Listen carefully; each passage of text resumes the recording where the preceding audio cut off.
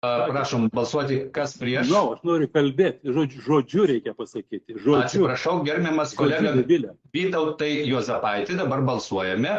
Prieš jūs yra garantuotai laimėta byla dėl garbės ir orumo pažeidimo.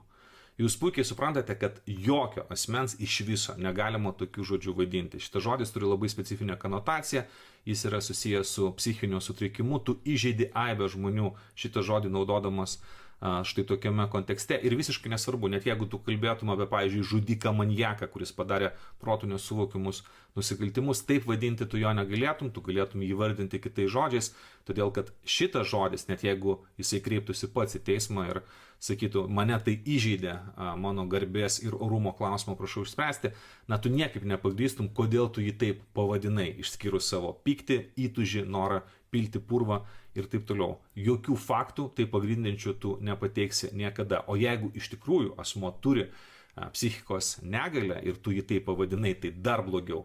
Žodžiu, niekada šitos leksikos tokios nenaudokite,